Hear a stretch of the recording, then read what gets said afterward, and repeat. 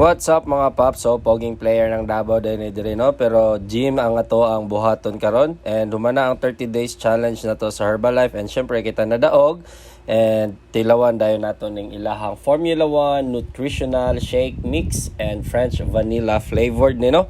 Syempre dili porket humana ang challenge imundang natawag workout. Syempre ato gyapon nang ipadayon para guwapo gyapon ang atong body no. So sa mga gusto mag Herbalife dira pwede ko ninyo i-message no. So nanata dire sa Metamorph dire ta nag-gym mga pops no. Kay duol ni sa tuwag duol ra pod sa DMMA. So basig na mga majorette dire at kabalo. So back ang akong i-workout karon start ko sa deadlift no. So syempre mag-warm up sa gyud bago ta mag-alsa og bugat kay kani nga time nag-adjust na pud ko og timbang sa ako ang gina-deadlift og naabot na ko sa 115 kilos no.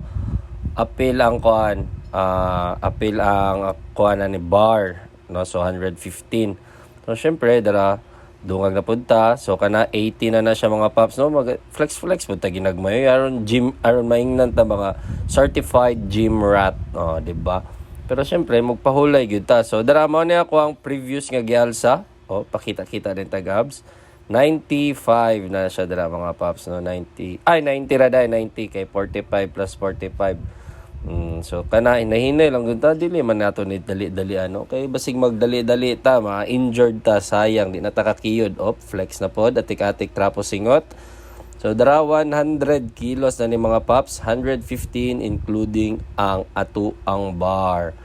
No? So syempre di kita magdiretso-diretso og alsa no, dili na to kaya dili ta mag-ego lifting kay ma-injured ta. So next exercise kani barbell rows, no? So maura na akong makaya nga kuan 30 kilos yata na siya dira ano. Kay di pa man nato kaya ang bugat kayo. Sama gisong gingon, dili ta mo alsa diretso og bugat para dili ta ma-injured. Sayang ang atong kapogi. So next exercise kani pull down, lat pull downs na no, pero i-superset na ko na siya og kani bali reverse grip man yata ang tawag ani. So napansin ninyo ang grip na ko or ang gunit sa bar kay lahi na pod. After ato proceed dayon dire dili na magpahulay kay superset man. Ginusto man natin to, sige kayanin.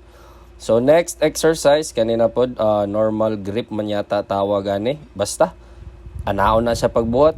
Dili na ko kabalon sa pangalan na.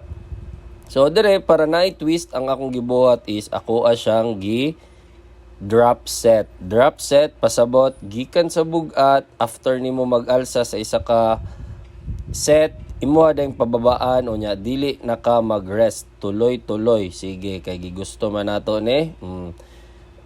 Ang ato ang form dira dapat mao na ang pinaka-importante no nya dili nato paspasan ang pagbira kay dapat ang form ug ang squeeze nato dira dili nakalimtan medyo paspas lang gini siya dire kay ako man ni siyang paspasan ang speed sa video kay para dili ta madugay no. Sige tra tuwad-tuwad dayon. Next exercise kanina pod murag nahulog ra gud gyapon ni siya gross mga pops no, pero anaon na siya pagtirada no. Ang igo ani sa likod Inahinay lang yun kay para squeeze unya flex dayon ka. Sheesh. So next exercise kaning rows na pod ta no. Wide lang na akong gigamit para sa likod gyapon ni siya mga paps no. Nya same sa akong gibuhat ganina, gibut nga nako twist no. Ako ana pod siyang gi-drop set no. Ay nana ang style na para dili ta ma-boring sa ato ang workout. Ato ginambot nga og twist permanente para enjoy ang kada workout no. Tanawa ng dagway dira seryoso na kayo na nagapagaan na siya pero nagapalisod po na siya kay dili man ka mag-rest ana no. Tuloy-tuloy man na paghuman baba dayon sa timbang bira na pod. Kigi kay gusto man na nimo. Tanawang dagway dira, di ba? Naglisod na no. So para sa mga gusto mag-gym dira mga paps no, labi na diri sa may buhangin nara ni siya diri sa may DMMA. So next exercise kanina pod tang single arm. Tuyok-tuyok ng kamot dira mga paps kaya na sila gwapo daw ni og effect basta imong ituyok-tuyok. So ako apong gisuwayan and effective gid siguro siya kay lami man siya og igo sa kuang likod no. So, unsa pay ginapaabot ninyo pag exercise na mo, pag workout na mo, pag gym para pogi ang lawas. buyers.